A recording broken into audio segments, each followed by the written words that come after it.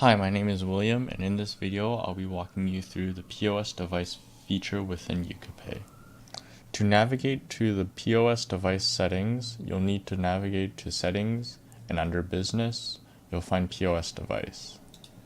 Once there, you can add a POS device by clicking here and inputting a label and password.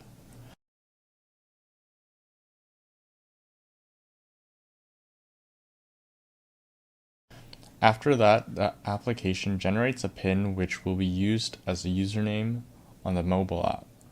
Other settings include blocking the device, editing the device password or label, and deleting the device. We can now access the mobile app with the POS device that we created by inputting the generated PIN and password.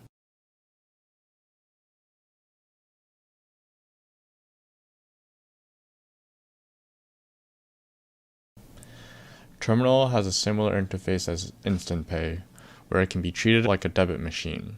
We can go ahead and input a sale total, and now imagine that I'm a customer, as I input either a set tip amount or custom.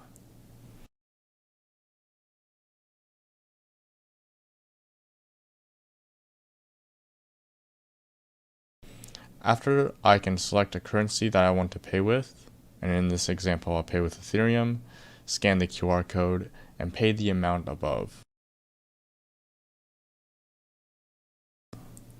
Once the transaction hits the blockchain and gets confirmed by EukaPay, we display the payment complete, where you can view the transaction details.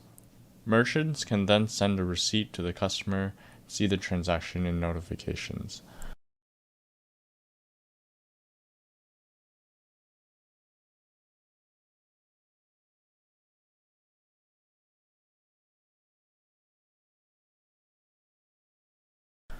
Under Settings, you can change the password for the POS device and notification settings. We can now view the example transaction that we just interacted in the web application under Transactions.